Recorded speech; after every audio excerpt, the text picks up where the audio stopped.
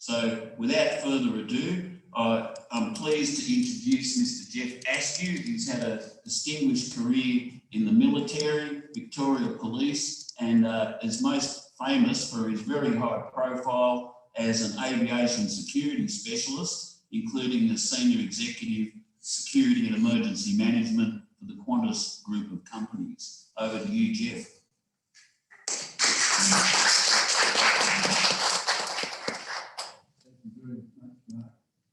And can I just extend my appreciation for the invitation to be here today. For those people in Victoria and Western Australia who are not here, can I just say, I'm sorry that you're missing the first conference in 2020, but when I say that this one is probably better organised than many that I've been to. Under the circumstances, we're all separated here. There's people from one end of this building to the other, keeping their social distances. So congratulations to everyone involved. Very, very good. Okay. I'm going to, unlike me, be a little bit controversial today and suggest that perhaps we should look at the way that aviation security in this country is managed and in particularly financed. And I think the COVID-19 gives us exact reason, if you like, and purpose to do that. So I'm going to run through the financial situation the industry finds itself in now, a little bit about the evolution of aviation security, talk about how it is managed today, how it's financed today, and perhaps suggest another way forward going forward. Obviously, I think the industry is resilient. There's been a number of global issues that everyone would remember. And in fact, that one on the bottom left-hand side marked the 50th anniversary of that happening in September, when the destruction of the TWA, the Swiss Air and the BOAC aircraft in Jordan. There was actually 4 aircraft hijacked that day. Coincidentally, it was 30 years later before another 4 aircraft were hijacked simultaneously, which of course was 9/11. But on this occasion, those 3 aircraft were simultaneously blown up in Jordan. The one that wasn't was the El Al. Why was that? Because they enhanced their security. And I wonder if we'd learned the lessons of that. The only good thing is the photograph that's not on there is one that involved potentially a meat grinder in Sydney in 2017. I think we're all grateful that that didn't happen. So we are pretty resilient, but then this came along, COVID-19. And all the planning, all the preparation, all the contingency plans, no one in the industry, no one in the industry was prepared for that. And of course, that's just not the airlines and the airports. The industry is bigger than that. There's catering, there's maintenance, there's ground handling, there's security, there's cleaning, there's concessions. No one was prepared for that. Just briefly here, this is a snapshot, if you like, of aviation in Australia. But the big number I want you to look at that is that 61 million domestic passengers carried there in the 12 months. Yes, it's the 12 months ending in February 2019, but it gives you an idea of the extent and the size of the regional domestic flying here. So where does that leave us? This is a picture of March 19 to March 20. And you can see a lot of downward pointing red arrows. It didn't matter where you were in Australia, the industry was suffering. Coincidentally, the busiest route, one of the busiest routes in the world, the Melbourne-Sydney, was overtaken by Brisbane to Cairns, which became for months the busiest air route in Australia. Had it not been for the government's assistance to the regional and domestic network support program, the losses would have been far more significant, in fact, than what they were. And this data comes out of a report that was commissioned by the Business Council of Australia by Ernst & Young. So, again, just to highlight, I guess, the size of the loss to the industry here. They say that Qantas and Virgin lost 11,500. I think that's completely wrong. I think there's a lot more people being laid off from those 2 airlines alone. But there's the rest of the industry, the rest of those stakeholders in the industry that have lost their jobs as well. And those losses of $69 million a day, and that's, that's just massive. And that's domestic. So when you look at across the year in the international, we had that 61 billion from the international. to get a picture, I guess, of the economic burden. And the thing is, how do we get out of this? Yes, we'll come back. Most people are saying it's going to take 3 years. We know that Qantas 380s probably won't come back for another 2 to 3 years before they start flying. So that's their estimate of how we're going. We know the Virgin fleet will be far less than what it's ever been at the moment, anyway, what it is. So some of those concessions will never come back. They'll be replaced for sure. But it's going to be a long, long road back. And that's just emphasising, I guess, what I said. But what's interesting there is that the global passenger traffic from my ACI is down almost 56%. And you see there that Asia has taken a big hit. So a lot of domestic flying continued in the US, Europe and Middle East. Some international flying kept going, but internationally it's hurting not just here in Australia. You can see the losses there on some of those routes.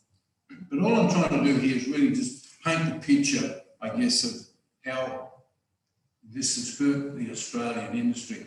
And for instance, Canberra actually closed the airport, and even so, it was over $100,000 a day in a closed building. You've got to keep things running, you've still got a cost there. They had a 98% reduction. And I think we've all flown at some stage through Sydney. They had 2 of those 17 checkpoints at the international terminal operating. Now things are starting to ramp up again, they're starting to open. T2 and T3, 1 checkpoint in each of those terminals operating. So that's sort of a picture, if you like, of how it was going. And as I said, it's going to take years and years and years for the industry to recover. So what about aviation security? How did it all come about? So there was the hijackings of the 1970s, 1960s, 1970s that first started to bring to bear passenger screening, as we call it today. And it was really about screening passengers. Here in Australia, it was actually done by the airlines. It wasn't security people. Qantas was doing it on behalf of all the international carriers, and eventually it became part and parcel of the infrastructure. But we are very slow learners in the aviation industry. We respond to incidents. So as the hijackings of the 60s and 70s, we brought in passenger screening.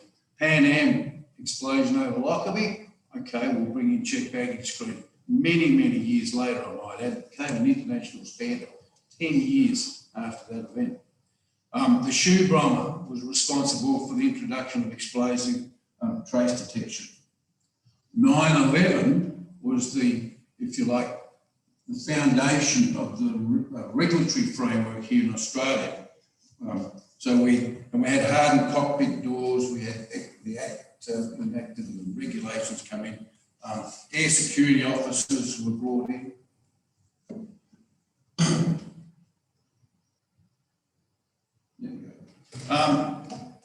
The restrictions on liquid aerosols and gels, 2006 attempt to detonate explosives on 10 aircraft travelling between the UK, US and Canada.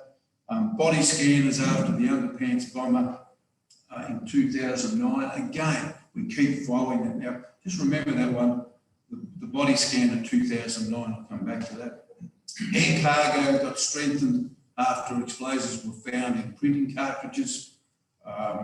We had the attacks on Brussels and Istanbul airports, and we sort of moved away from aircraft to air terminals and airports. And those 2 attacks, I think it was 32 deaths in Brussels and 42 in Istanbul. So again, quite high deaths to those. But I've got a question. The question is here, why aren't body scanners replacing metal walk-through detectors everywhere? You may recall back in 2003, a gentleman with 2 wooden stakes got onto a Qantas flight between Melbourne and Launceston and tried to enter the cockpit then. Wooden stakes, ceramic knives, they're not detectable. These are metal walk-through detectors. But here we are today, and most Australian airports, most checkpoints won't have body scanners. They'll have metal walk-through detectors. Powder has since been introduced onto the legs, so you get powder on the legs now. but it's only for international flights. There's no restrictions on domestic flights. I wonder why that is. And also there's, yes, we've done a risk assessment. I'm not sure that that's true because the domestic flying in the US was less than the international standards up until 9/11. That was all domestic flying, of course. So why is only the best equipment deployed at international terminals? Why not at regional terminals? Why is Dubbo, the passengers that leave Dubbo, not subjected to the same security standards and equipment as people that leave Sydney? I wonder if that's right. And we've got to remember in this country that that's our Achilles heel, because if you get on, and greatest respect to Dubbo, if you get on at a regional airport and go through a screening process that is less than that of the major city, capital cities, the vulnerability is because the person flies from Dubbo to Sydney and then goes from Sydney to Melbourne. They were only screened once. They were screened back in Dubbo. They weren't screened again in Sydney. So why isn't Dubbo the same standard as Sydney? Doesn't pass the pub test, as our politicians would say. Tourism, yes, no doubt the industry is still very much subjected to the intent of those with that murderous intent. So in Australia, there are 170 security controlled airports. Of those, there are 62 where passenger screening is undertaken. Australian Federal Police, Border Force, they're only present at the 9 major capital city airports. State police don't have a presence at any other airport. And some of those airports are 10, 12, 15 kilometres away from the town or the city. And in some cases, there's only one police car there anyway, and that police car could be doing anything. So who responds to the incident at the airport? Who responds when an IED is detected in the X-ray or firearms are detected? So with 62 airports, 9 where we've got a police presence, and the rest, the lap of the gods. The only constant is the screening authority. The screening authority in the main these days is the airport operator. It used to be a combination of Qantas and Ansett years ago, but now it's the airport operator. Sydney Airport, Sydney is the screening authority, and so on and so forth. And where's the head of power for an arrest there by that screening authority? None at all, none whatsoever. Another big thing is the lack of intelligence. I mean, the screening authority, Sydney Airport, is a private business. The intelligence community is not going to share, as a matter of course, information and intelligence with Sydney Airport. It just won't happen. It will share it with Home Affairs. Home Affairs will then direct Sydney Airport to do something as a consequence of that. Yes, but there is a gap in that information. There really is. There's a lack of consistency in technologies deployed across the network, and there's certainly a lack of experience, with the greatest respect to some of the councils in our regional and remote flying. I mean, these councils trying to do their best. The biggest commercial, or the biggest capital expenditure of the year for them is a big new tractor.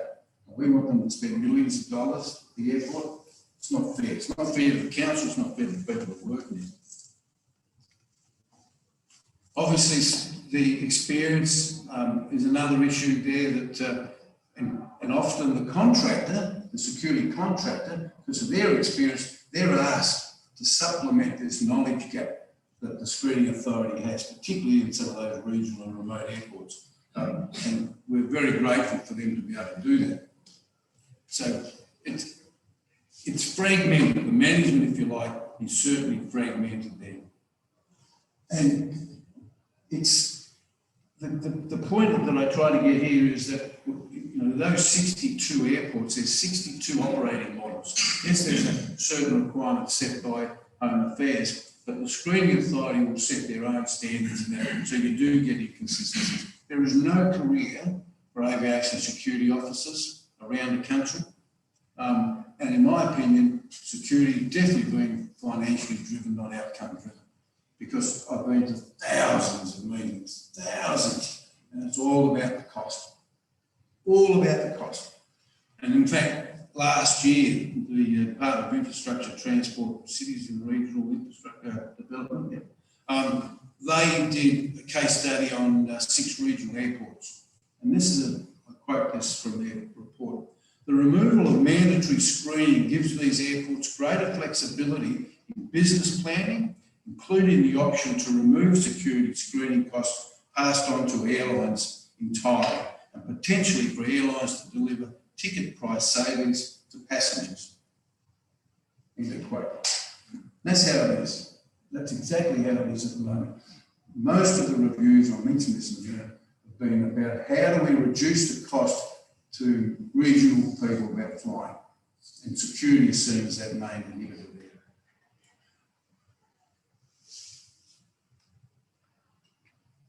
Look, we're not moving. There we go.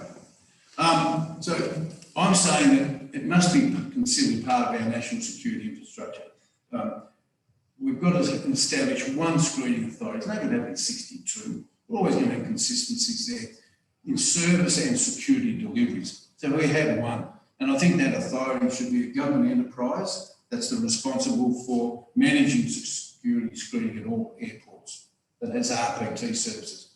However, the current security providers still do the arms and legs. It's just how it's managed. Instead of being managed by 62 organisations, it's managed by one. Still go to the market, still test the market and bring the private security to do it, but at least you get uniformity across the top of it there. I think that authority could be overseen by a board, represents ex-airline people, ex-airport people, government people, put the unions in there, just a board to oversee. The cost is an issue that we'll have to address, because at the moment airports can pass through to the airlines all their security costs. And hence why there's so much emphasis on financing of aviation security and not on the security outcome. And the question that I've also got is, why is a passenger on a 34-seat aircraft afforded less security than a person on a 50-seat? Because at the moment, if you don't have 40 seats, you don't have to be screened. Why not? What's that all about? Seriously. No, if we are serious about it, anybody paying for a ticket on a commercial flight, an RPT, should have exactly the same screening. There's no good saying to me that a 300-seat aircraft is more vulnerable than a 50-seat aircraft. Because if I was one of the people, and my family was one of the people in a 50-seat or a 30-seat, I wouldn't agree with that. So, I think the single screening authority, if it's a government one, intelligence can flow. We can actually smarten ourselves up again. We can have rapid response to changing the environment, security environment. We can determine our program better and our priorities better than we currently can. 62 versus 1. It's a lot different. Anyone will tell you.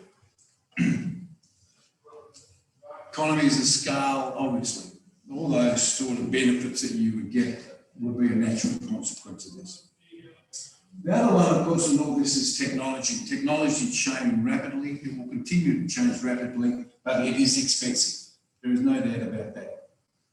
And limited financial capability, particularly those regional and remote airports, is an inhibitor that they're getting up-to-date equipment there. Now, to be fair, over recent years, the government has put a lot of money into remote and regional airports to upgrade equipment there. But mostly, new technology will only be deployed when it's regulated to do so. No airport's running out there and spending millions of dollars just for the sake of it. They'll wait for the government to say, you must have this is the minimum standard, and they'll go and spend money. Why? Because they're commercial enterprises. So it's the way this whole thing is managed. It's not looking after the security of the industry and people who travel. Now, home affairs, that's what they estimate, is that the stand-up cost of 2 multi-view X-ray units, which is not now the top of the range, and a walk-through metal detector, not top of the range, and a trace, $530,000. And the annual operating costs vary between $500, $700, and $1,000. Again, there's no specific check bag screening there, you just use that one. And it excludes specific screening screening technology for checked bags. Now, what's going to happen is that with the modern technology like these, in addition to that, artificial intelligence, biometrics, tray return systems, centralised screening. Exactly. So in other words, instead of having one person sitting next to the X-ray unit at the checkpoint, they'll be in a room off the side. And in fact, you'll go to self-service security in the next 5 or 10 years, I think. Everything is changing, but that is it. Now here, just two examples, Canberra Airport and Newcastle Airport. So Canberra Airport there's got the new body scanner and it's got the Smith's X-ray unit, and the bottom one there is Newcastle with the rapid scan. They CT scanners, so it's medical technology. That's where they come from. That's the medical technology there. But again, it's expensive. That one on the left-hand side of the screen for the checked bags, then that's 1.4 million a piece. Sydney Airport probably needs 20, 25 of those. A lot of money, a lot of money. So, the screening authorities, as I said before, except for those that have got government assistance, really are required to fund their own screening equipment. Smaller airports, obviously, the greater the cost per passenger, that makes sense. So, and I think the cost should be equally apportioned. I think there should be a flat fee, okay, network pricing. Now everyone will say, well, people leaving Sydney and Melbourne will subsidise the people leaving Dubbo. That's right. That's exactly what it means. It's exactly what it means. But it would also ensure commercial neutrality, because airports now say to a carrier, well, if you come in, I'll only charge you $10 a passenger. But they're already charging me $15 a passenger. So they're using the cost of screening as a commercial leverage to encourage airlines to fly into that airport. One fee. Now you might say, okay, all the domestic flying is $15 a head, international $20 a head. You might do that. But across the network, it would be at least the same. Now remember that figure at first that I said was 61 million. If you add the 21 million international departing passengers in financial year 19, okay, so you add the 61.4 and the 20, you know, that's a lot of passengers, 82 million. 82 million. So $15 a head, $10 a head. That's a lot of money that you've now got to manage aviation security. And this, the centralised management model, in my opinion, they'd operate all the equipment. They'd manage and operate all the equipment. And it would all be the standards, state of the art. Didn't matter whether it's Dubbo, whether it's Port Hedland, Hobart, all would be the same type of equipment.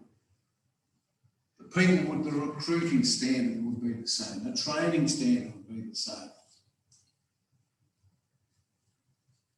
The SOPs would be the same. And part of the big problem in this country is the ability to maintain some of this equipment. Because they're not people sitting around in Port Hedland waiting for the equipment to fall over. They're not even people sitting around in Hobart waiting for the equipment to fall over. They'll come from the capital cities, and we've got to address this because inevitably it'll fall over. And then what do? You close the airport until it's fixed. There are contingencies there, a piece of equipment worth $1 million, just in case the other piece doesn't work. You know, you can't do that. So again, now, as an example, in Canada in 2002, after the 9/11, they created what they called CASA. And they had 89 airports where CASA are deployed across the country. Very similar to Australia. Big cities, big capital cities, very small regional airports. And this Canadian authority is responsible for all the screening of baggage, checked baggage, issuing of ID cards, just one issuing authority, and they charge a different fee. There's a domestic fee, there's a fee for international passengers, and there's a fee for passengers travelling into the United States. But it's all funded by that Yes, there is some other capital that is provided, but there's a benchmark there that we can go and have a look at. But one of the big issues there too is that it's separated to the regulator. You have to separate it from the regulator. You can't be like US where the regulator is also the service provider. In New Zealand, the regulator is the service provider. I think we'd all believe from a governance point of view, yes, you need a regulator, it's separate to the service provider. So my proposed central management authority would be separated to the regulator as it is in Canada. You know, we've had so many reviews, as I mentioned, over the years.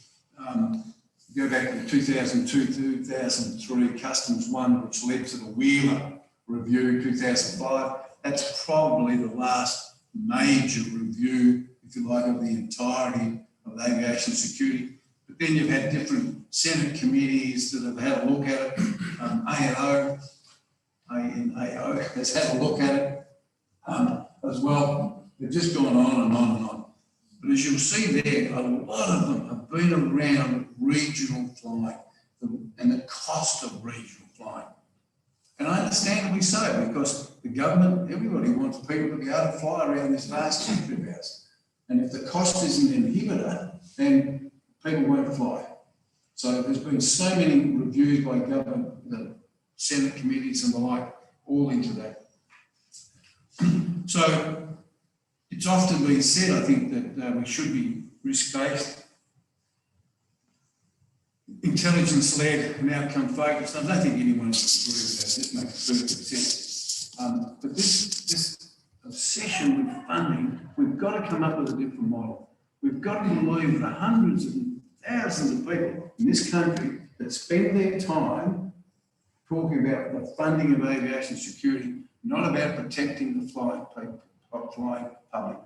We've got to put the emphasis back on that. So we've got to find a way to do that. And therefore, we've got to find this balance between funding, management, and security outcomes. So, in my opinion, it is time for a big review now, an in-depth review of how we manage aviation security in this country.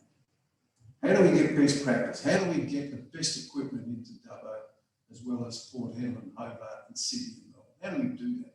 How do we fund that adequately? How do we make it so that people can fly around this vast country? How do we get the industry back on its legs? How do we do it? How do we do this, not for the Qantas's and city airports, but for the travelling people that use, the millions of people that use aviation as a means of getting around this vast country every year?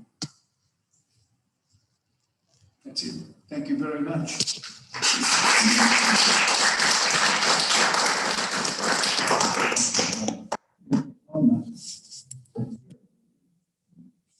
Thank you, Geoff, for that. I'm sorry, I forgot to introduce myself at the start. For those who don't know me, I'm Mark Jarrett and Ravel in the title of Vice Chairman of the ACT chapter of ACES. But yeah, thank you for that very well referenced and researched presentation, Geoff. And certainly the message that I got from it in part was that there's a continuing problem in aviation security. They know the price of everything and the value of nothing. We do in fact have 15 minutes, so please direct any questions to Geoff.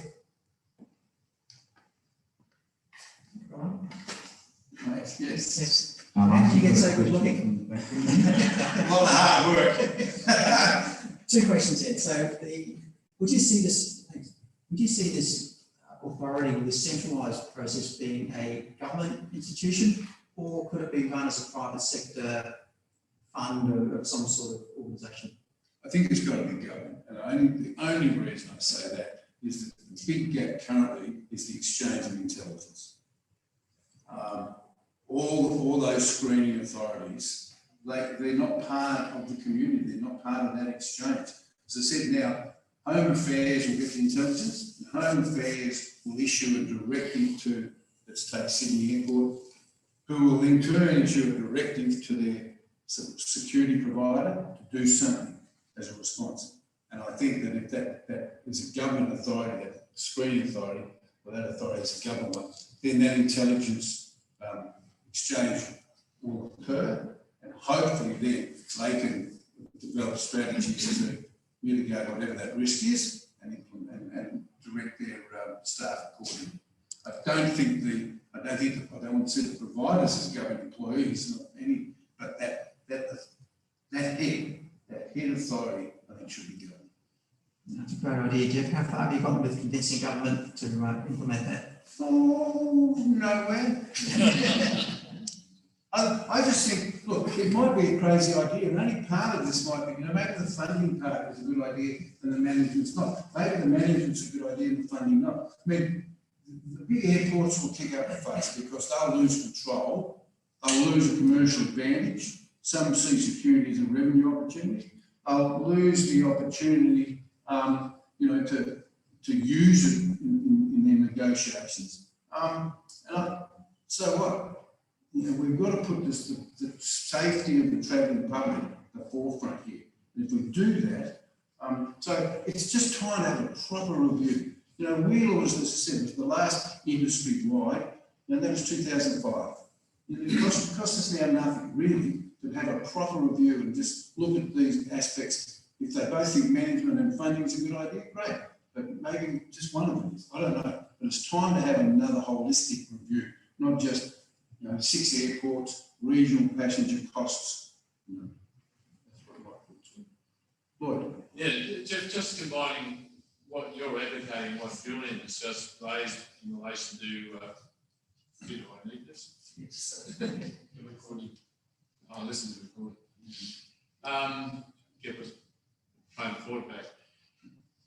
What you're advocating, I mean, like critical infrastructure centre, and they're developing the framework, and they're, as far as I know it's still in development, but they're wanting to push it down. So, are you advocating that the government does everything, like creates the framework and then comes down, like Canada?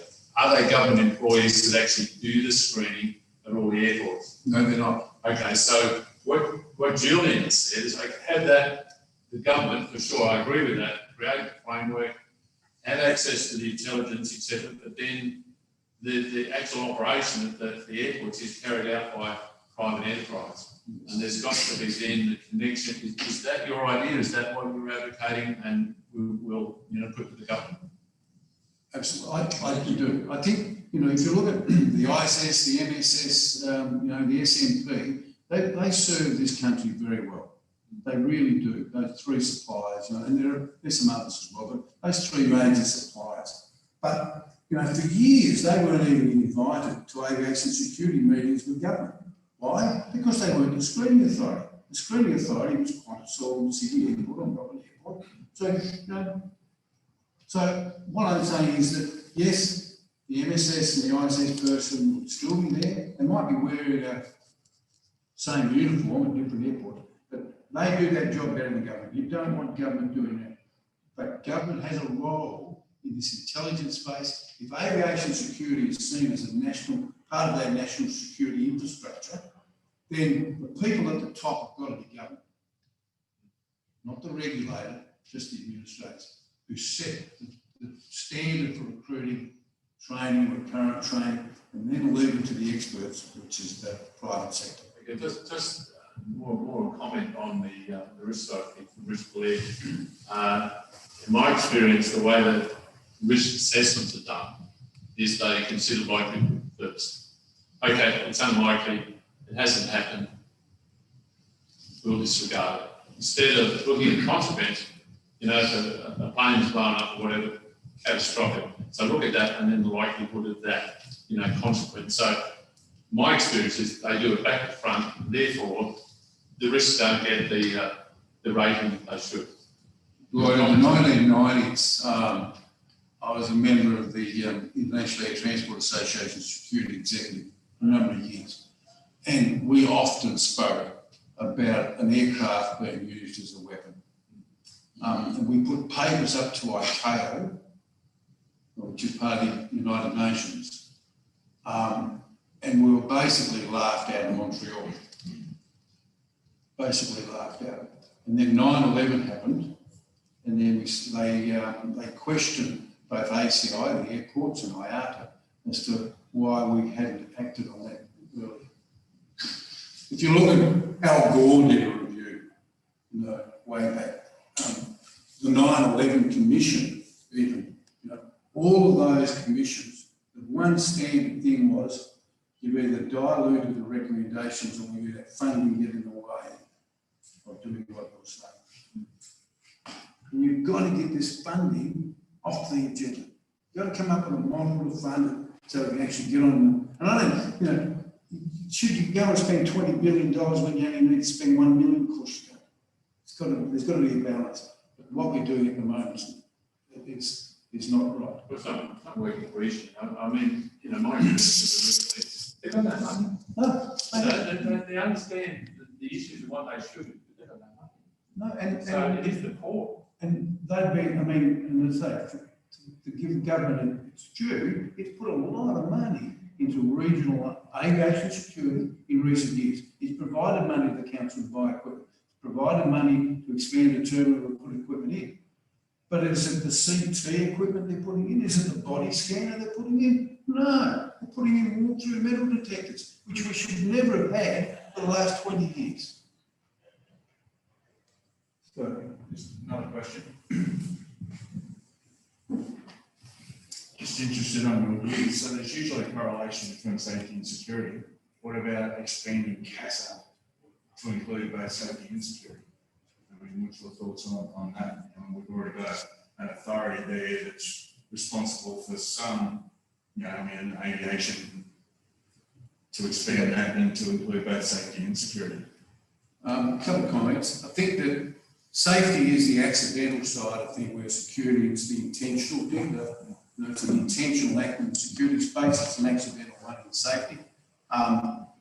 When safety and security prior to 9/11 were under the FAA in the US, I don't think it worked particularly well because I think security got swamped by safety. But one thing I do believe in is that where CASA holds an airline CEO or an airport CEO responsible for safety, somebody should be holding an airport CEO and an airline CEO responsible for security. Rather than a nominated person, like I was at Qantas, should be the CEO. He can then delegate down to me and hold me responsible. But the regulator, whether that's CAS or someone else, I can't see why the CEO wouldn't be equally responsible for security as they are for safety. In your discussions, where do you see the Canadian model fitting within the government, CASA and other interested bodies? Michael, it would have to be created as a new authority. And that brings, there's headaches and startup costs, of course, with that, but I don't think it sits, there anywhere now. It would just need to be created as a new government entity, a new GBE. But it has to be kept separate from the regulators. I'd really just make that, from a government's point of view, if you're if you're a government entity responsible for service delivery, you can't regulate yourself. You can't. You want the governance to keep that separate. So if the regulator sits within Home Affairs, then the service delivery doesn't sit in Home Affairs. Geoff, I believe there's a question from the back room. Hi, thank you, Geoff. Really appreciate the context and all the historical information that you've added to your session just now. My question relates to, well, more highlighting, it's great that you're focusing on the front part or the land side, security and safety of passengers, but then my question sort of leads to, well, what infrastructure and what security measures are being put into place to vet and ensure that the people on the air side are not, I guess, impacting or causing cracks in the security provisions you have. So, for example, I mean, I'm generalising here when I say this, most government agencies have the minimum standards set by the PSPF in vetting their staff. I'm making a very general comment here going, I'm not sure some of the airside suppliers would pass those minimum standards. I agree. I think my whole thing, and I'm sorry I missed your name, but was about the screening bags and screening passengers.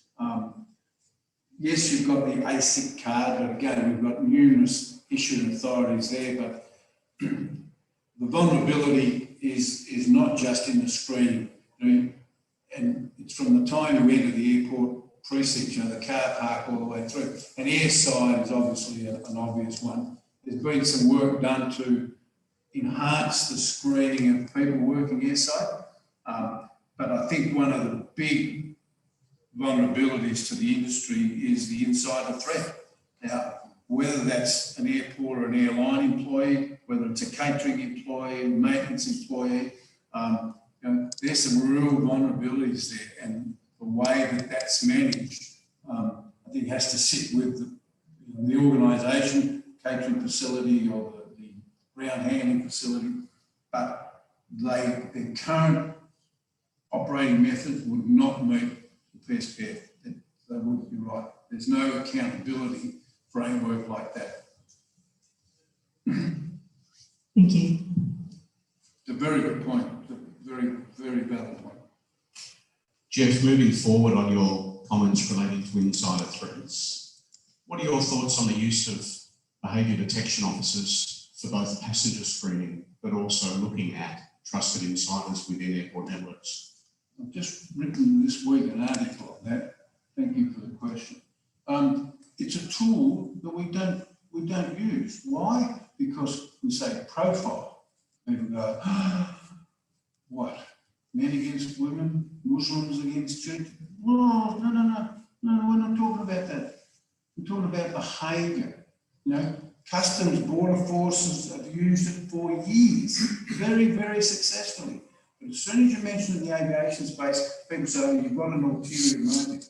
And in fact, the CEO from Ryanair this year came out and said, very simple, you get rid of screening, just go and profile every Muslim male. True story. And the editor of Aviation Security International wrote a very good open letter, and I'm going to post it myself for people to read, where he rebutted that. I mean, that's just nonsense. That's just absolute rubbish. But it has a use, and it's been proved by the Israelis, El Al in particular, but in other venues. I mean, it's used at Parliament houses around the world. It's used at big concerts. But we tried to bring it in here. Who does it? Is it the screening person that does it, or should we have a government person there from OTS who's trained to do it? It should be part of the package. It's a tool, and it's a tool that used properly, with supervision, with properly trained people, clear objectives, could be a very useful tool. But don't get taken away with this other nonsense that people try and hijack it. And they do. They try and hijack the debate around that very serious question.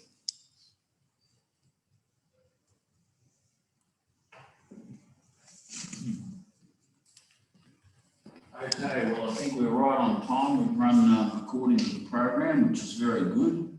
Certainly, as a former customs officer, I would say that our risk profiling and the red green channel, and having the Sierra officers often in plain clothes wandering in the baggage hall, results in a lot more detections than treating everyone as if they pose an equal risk and subjecting everyone to 100% screening, because it's resource intensive and you only concentrate your efforts on the most likely productive targets. So anyway, thank you again, Geoff, for that most fascinating and thought-provoking concept and proposal to improve aviation security in this wide brown land. And as a token of our appreciation for your efforts, I would like to present you with this rather nicely done certificate of appreciation on behalf of the chapter. So please send that straight to your pool room.